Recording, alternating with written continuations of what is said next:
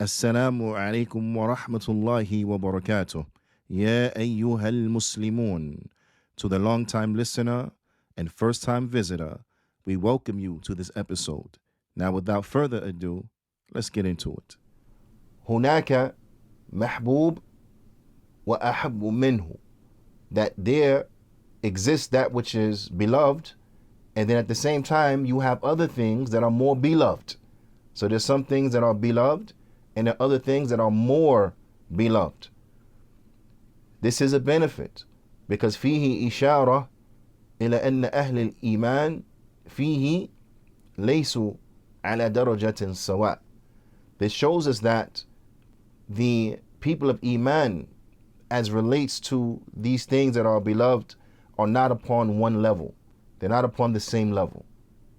But there are those who are better, more beloved, and there are those who are less. So there are those who are better and those who are less. This is an important point for us to understand, because this is Iman. We are not all the same in Iman. We don't all have the same level of Iman. There are some of us who have Iman, and others from amongst us who have stronger Iman. And then there are some from amongst us who have weaker Iman. We're not all on the same level. So for anyone to believe that they are on the same level of Abu Bakr, they have the same Iman as Abu Bakr, then they are insane. Of course they do not. Of course they do not. If there's anyone from amongst us and they believe that their Iman can rival the Iman of the angels, they are insane. But you have deviant groups who they believe this. They believe that everyone is the same in Iman. That Iman is one thing, and either you have it or you don't. But if you have it, then everyone is the same as relates to it. And this is not correct. As we see here from this hadith is a clear refutation upon that concept, a clear refutation upon that ideology, upon that belief. Iman is not just one thing. There are things that are beloved and things that are more beloved. There are those who have strong Iman and those who have weaker Iman. There are those who have a high level of Iman and those who are on a level that is less than that high level of Iman. So there are different levels, and not everyone is upon the same thing.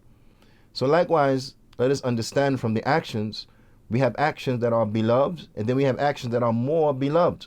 This is important for us to reflect on, because we have been given a very limited period of time. So we have to focus in on those deeds that are more beneficial. So if we're in a situation and we have a choice between deed A and deed B, but we know that there is more reward in deed A than there is in deed B, then what should we spend our limited time with? Deed A, bila shak wa bila raib, because it's of more value, right?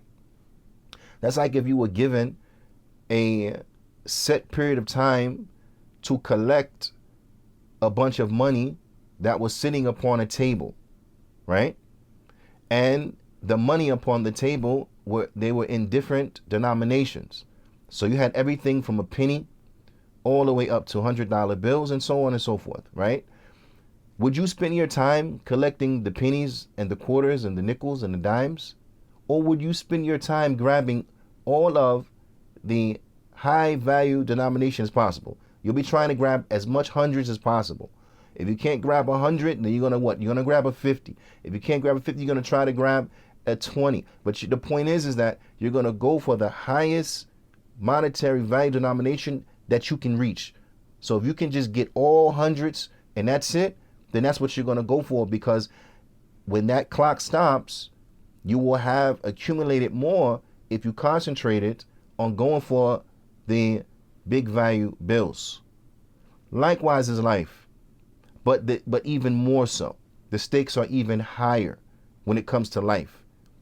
We're going to be judged on the day of judgment. Our deeds are going to be weighed.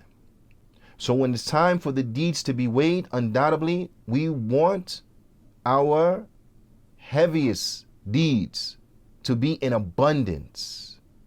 So it's important that we understand this concept as relates to Iman and as relates to the righteousness, as it relates to righteous good deeds. So we want to go for those good deeds that will yield the greatest reward. Those deeds that are the heaviest in the scale. And we want to focus in on that and make